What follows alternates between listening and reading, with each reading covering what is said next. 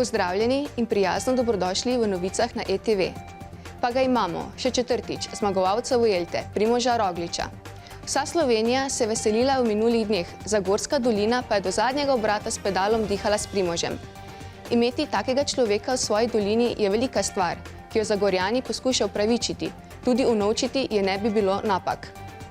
3 zaprte Zasavske doline, vsaka je najbolj srečna, če je sama zase. Vendar le vsake toliko prevetri svež veter, inovacije recimo. Izkupiček letošnje nedavne podelitve nacionalnih priznanj za inovacije za Zasavje je 1 zlato nacionalno priznanje in 3 srebrna. O tem več v nadaljevanju. Svet se vrti vedno hitreje, ali pa nas informacijski vrtinec vedno bolj srka vase. Pobegniti vsake toliko iz njega v bolj umirjena okolja vam priporočamo tudi na današnji petek 13., ki vraževernim predstavlja enega najhujših dni. Upamo, da je vam minil mirno, pa si poglejmo, kaj vam v naših novicah ponujamo tokrat. Skitjeva rolka zlata, 3 druge zasavske inovacije srebrne. Rogličev kotiček ob kolesarski stezi v čast velikemu sokrajanu, Moravčani odprli najdaljši novi cestni odsek.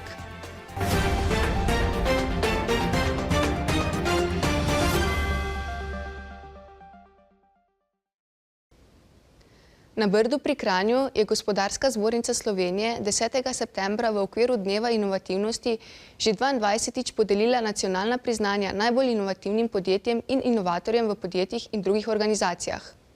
Letošnja podelitev je potekala pod sloganom Izbrali smo trajnost.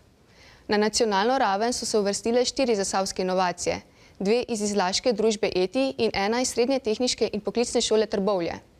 Te 3 inovacije so dobile srebrna priznanja. Zlato priznanje pa je dobilo izlaško podjetje Proga Rollerski za inovativno tekaško rolko Proga. In kaj to priznanje pomeni inovatorjem? V bistvu prvo priznanje nama je bil, da greva v pravo smer, je bilo izjava našega promotorja, pa tudi testnega tekača Klemena Bauerja, ki je on rekel, da je čakal ta produkt 30 let, da kukat je mogel jeti po vseh klancih peš ali pa klicati, da so ga prišli iskat. In kot ti tak tekač, olimpik, reče, da je ta produkt čakal celo svojo kariero, je v bistvu bil to največje zadovoljstvo. Potem je pa tudi komisija na Gospodarski zbornici prepoznala za dober inovativni produkt in tako sva tudi dobila zlato državno priznanje za inovacijo. Spomnimo, Zasavska gospodarska zbornica je letos podelila 13 srebrnih priznanj in 7 zlatih. Od teh so se 4 uvrstile v državni zbor. Sicer so letos v 13 regijskih zbornicah prijavili kar 240 inovacij. Inovativna tekaška rolka Proga za Zavoro je 1 od 10 zlatih priznanj Gospodarske zbornice Slovenije. Za inoviranje je spodbudno okolje izjemno pomembno, vsaj toliko, če ne še bolj, pa so pomembne značajske lastnosti inovatorja. In kakšne mora imeti inovator? Predvsem mora biti vztrajen. Jaz mislim, da radovednost je prvi pogoj, da nekaj želiš, da nekaj odkriješ, potem pa ob prvem, da rečem, neuspehu ne odustaneš, ampak da z vztrajnostjo prideš do cilja in na koncu sledi, da prijaviš svojo inovacijo na Gospodarsko zbornico. In zmagaš. In zmagaš. Potem je pa pomembno tudi to sodelovanje, timski duh.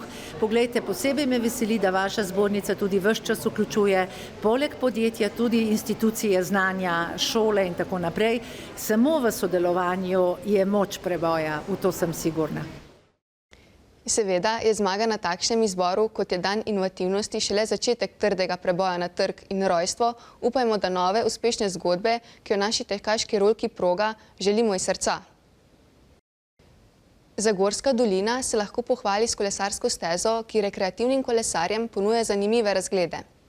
Na občini Zagorje so se zdaj odločili, da bodo posodobili točko, kjer Rogličevi sokrajani in prijatelji obeležujejo njegove uspehe.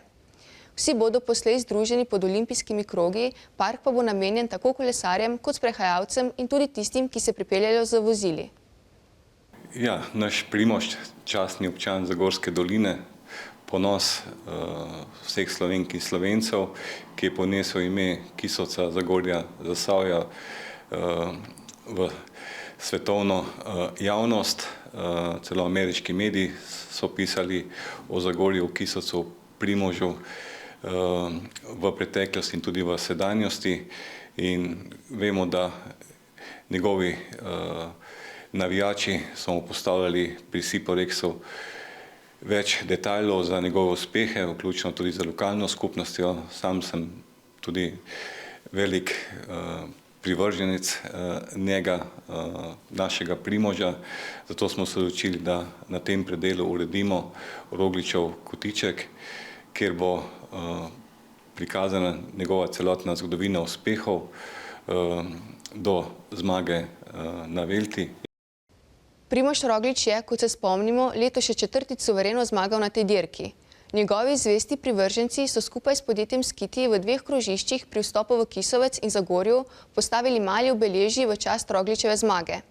Tudi zagorski župan je v čestitki v nedeljo zvečer po tej veliki zmagi zapisal, da se Primožu tega dne spet izpolnil cilj, za katerega je garal in da je vnovič pokazal, kako je mogoče vse, če človek verjame vase, gara za svoj uspeh in se nikoli ne preda.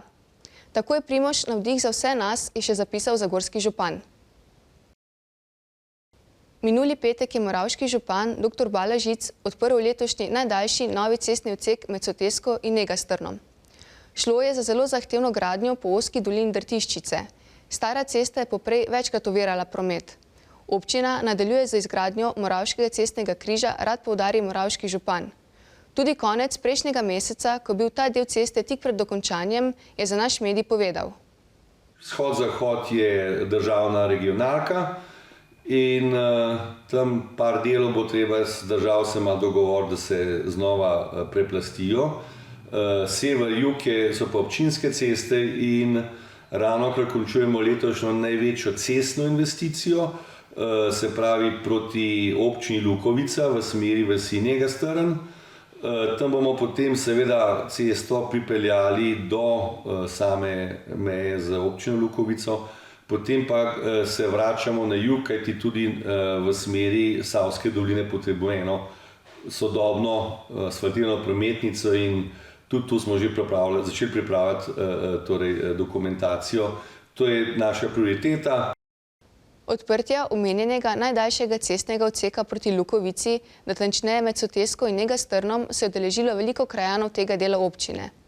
Ko je bil trak prerezan, je sledilo druženje, ki so ga pripravili domačini pri Pukelčevem mlinu. Še ostajamo v Moravčah, kjer se že vneto pripravljajo na letošnje Moravške noči astronomije. Te pripravljata Moravška občina in slovenska astronomska revija Spika. Dogodek se bo odvijal v soboto, 12. oktobra od poznega popoldneva naprej v noč na vrhu Limbarske gore. Če ste ljubiteljski astronom, pridite s svojim teleskopom in tudi, če ste zgolj občudovalec nočnega neba, na tem srečanju astronomov ne smete manjkati. 12. oktober si označite svoj koledarček kot dan, ko boste odšli na Limbarsko goro občudovati lepote nočnega neba. Ceros, regijski center za ravnanje z odpadki, je letošnjo prvo polovico leta zaključil pozitivno, podobno kot vse lansko poslovno leto. Z rezultati so zadovoljni in tudi do konca letošnjega leta so obeti dobri. Z optimizmom gledajo tudi v prihodnje leto. Na plečih imajo še približno tretjino neporavnanih obveznosti in neplačanih najemnin občinam, preden je zdajšnji direktor Enes Rakovič nastopil svojo funkcijo. Tudi v sodnih postopkih so se izvensodno poravnali. Z občino Trbovlje, ki je v mandatu prejšnje županje izstopila iz lastništva in se nato vrnila, sodelovanje že nekaj časa vnovič poteka brez težav. V podjetju se aktivno lotevajo tudi različnih naložb. Ceros se že 5. leto ukvarja tudi z investicijami. Investicije so zelo pomemben del samega poslovanja podjetja. Se pravi, vsako leto naredimo operativni program, kjer ga občine lastnice tudi potrdijo in skladno s tem mi izvedemo investicijski blok. Tudi letos so dela na zapiralnih delih odlagalnega polja, vgradnja in izdelava novih termalnih kamer za protipožarno varnost samega centra kompletnega in seveda smo tudi v pripravah za evropske projekte, kjer bomo kandidirali za različne razvojne projekte, ki bo to zelo vplivalo na sam razvoj podjetja in tudi za budućnost. S Kemijskim inštitutom, Gospodarsko zbornico in Sinetom se nameravajo prijaviti na evropski projekt za zajemanje metana. Iz metana bi odvedli vodik, ki bi bil za vnovično uporabo. Med projekti gre omeniti tudi senzorično opremljanje celotnega centra za merjenje okoljskih vplivov, smradu, temperature, prometa, logistike, posedanja terena in pregled stanja z dronom vsako uro. Takšne preglede načrtujejo v bližnji prihodnosti. Tudi letos jeseni načrtujejo dan odprtih vrat. Na njem bodo obiskovalcem pokazali obratovanje podjetja. Veselijo se sodelovanja z otroki, saj bodo razpisali natečaj za izdelke iz odpadkov. Najboljše rešitve pa bodo nagradili. Na pobudo vodstva podjetja so pred 60 leti ustanovili keramiško gasilsko društvo, kjer je bilo vključenih 13 gasilcev. Po 60 letih pa se imenuje prostovoljno industrijsko gasilsko društvo ETI Izlake, zaradi rasti podjetja in spremembe imena družbe. 1. septembrsko soboto so slovesno obeležili svoj obstoj, temu pa so se poklonili iz vseh zagorskih prostovoljnih gasilskih društev. Zavedanje o pomenu društva za obstoj podjetja pa je bilo prisotno vse skozi. Že nekoč so bili pripadni podjetju in se jim je šlo, da bojo imeli delovna mesta v bližini. Vemo, da tle, če gledamo Zagorsko dolino, je veliko hribih ljudi, bliz imajo doma kmetije in da so bliz hodili v službo in res, to je bila pripadnost malo drugačna, kot je v zdajšnjih. Nekaj nas je še takih, te stara generacija, bi rekli, ko smo pripadni, ampak tudi probamo to pripadnost na mlajše prenesti. No. Ampak pač mladina, vemo, da razvoj gre naprej, da mladi malo drugače razmišljajo, kot smo mi razmišljali, ko so bili mali. Društvo je ob obletnici dobilo gasilsko odlikovanje 2. stopnje Gasilske zveze Slovenije. Društvo je naklonjeno tudi vodstvu podjetja z direktorjem magistrom Bergincem na čelu. Zaveda se, da tako še dodatno zagotavljajo varnost v proizvodnji. Ob jubileju je zato gasilkam in gasilcem predal novo motorno črpalko Iveco Magirus. Predsednica upa, da jim opreme ne bo treba nikoli uporabiti za resne namene, pač pa le za vaje in tekmovanja. Naše vodstvo ima dobro mero posluha in tudi mi gasilci smo nekako na realnih tleh, mi ne kupujemo avtomobile čisto nove, pač vzamemo rabljene od prostovoljnih. Jaz pravim, oprema je fajn, da imaš, jaz upam, da jo nikoli ne bomo rabili. Da jo ne bomo rabili mi na intervenciji res bolj za vaje pa za tekmovanja. Za vami pa je razstava, ki je posvečena delovanju društva. Verjetno so tu tudi člani, ki so ustanovni, danes je bil eden izmed njih celo prisoten. Da, mi smo pripravili to zdaj že drugo razstavo v tem mandatu. Pred 10 letom o 50-letnici smo prvič izdali knjigo in smo pač nekako celotno zgodovino. In tudi zdaj ob 60-letnici smo izdali drugo knjigo in smo pač nekako zavzeli zgodovino ETI-ja in gasilskega društva. Na trbovljski strani pod Žrebljevim hribom je bilo pred dnevi zelo pestro in živahno. Lokacijo Slovenske vojske so zasedli šolarji. Na pobudo predsednika Zveze slovenskih častnikov magistra Dobrana Božiča so pripravili otroški tabor šoloobveznih otrok in otroci so se v taboru preživeli 4 dni. Kaj pa se na taboru dogajalo? Je pa v tem sklopu bogat program od ponedeljka do četrtka. Odločili smo se, da tudi vključimo veteranske in domoljubne organizacije Zasavja in širše ter mladino Trbovlj. No, tukaj v tem primeru so vključili iz Društva prijateljev mladine.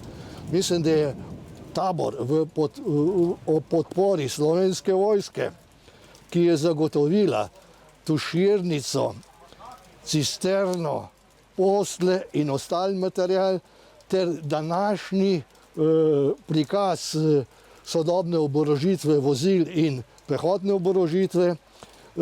To je vrhunec tega tabora. Vidim, da so izredno zadovoljni vsi obiskovalci od mladine do starejših. Posebej sem pa ponosen na to, ko so predlagali, da smo za naše šoloobvezne udeležence tabora na hitro naredili take improvizirane uniforme, kar je zelo lepo izpadlo. Tabora se je udeležilo 18 otrok. kaj vse so počeli, kako so se družili in kako je bilo brez staršev in večino časa brez telefonov? Tabor, ki je namenjen za otroke častnikov, vojakov, naših članov in bom rekel, smo presenečeni, ker je udeležba otrok, 18 otrok, ker je za prvič zelo velika udeležba, tudi organizacijski zalogaj za nas je bil kar velik. Otroke imamo od 6. do 14. leta starosti.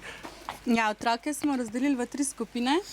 Pomešali smo jih tako po starosti kot tudi po spolu, zato da so nekako enakovredne, da so lahko potem vsak dan je ena skupina dežurna, da vse pospravijo, tako res, da se spoznajo z vsemi aktivnostmi, ki jih morajo spoznati v življenju, da pospravljajo in po kosilu, po pač obrokih, pospravijo sobe, dvignejo zastavo in vse, kar se v bistvu dogaja.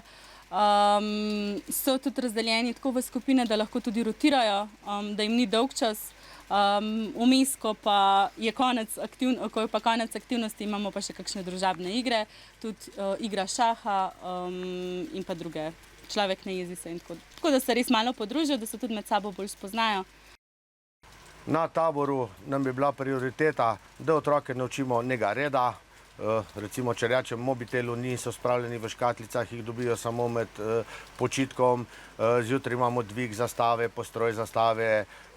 Potem se pa izvajajo različne aktivnosti. Bom rekel, aktivnosti ne v smislu samo vojaških aktivnosti, ampak aktivnosti, ko otrokom lahko pridejo tudi v normalnem življenju v starosti naprej, od nudenja prve pomoči, učimo jih preživetja. Jutri imamo recimo orientacijo na terenu, bomo imeli pohod, bomo šli živali pogledati. Tako da ni izključno vojaška zadeva, ampak imamo pa red, naučili smo jih tudi, kako se postrojimo, kako v koloni hodimo. Vrata tabora so bila odprta tudi odraslim obiskovalcem. Med drugim so jih obiskali iz trboveljske knjižnice, pripravili pa so jim urico branja pravljic. Tabornike so na dan razstave vojaških vozil in predstavitve Slovenske vojske obiskali iz Društva prijateljev mladine Trbovlje. Danes smo se na povabilo Zveze častnikov Slovenije enota Trbovlje odzvali na povabilo in smo z otroci iz počitniškega varstva Sonce in smeh pripeljali cca 30 otrok in animatorje tukaj. Otroci so si ogledali oklepnike ter orožje, najbolj seveda sem bili zanimiva vozila vojaška, ki jih ne vidijo vsak dan, nažalost jih pa niso smeli sami peljati. Organizatorji so bili zadovoljni z obiskom in odzivom. Tudi lokacija za tabor je bila prava. Med udeleženci so bili tudi takšni, ki jih vojska tako zanima, da bi to utegnil biti tudi njihov poklic. In takšen tabor odlično izhodišče, da se z vojaškim poklicem seznanijo. Tokratni prvi tabor gotovo ni bil zadnji. Do naslednjega, prihodnje leto, bodo razmislili še o kakšnih novostih. O lovskih družinah in njihovih jubilejih ne poročamo prav pogosto. Smo pa tokrat obiskali lovsko družino Šentlambert, ki je obeležila svojo 70-letnico delovanja. Pri lovski koči so se sešli lovci iz domače lovske družine in gostje. V kulturnem programu so sodelovali pevci zbora lovskih družin, otroci iz podružnične šole Šentlambert in rogist.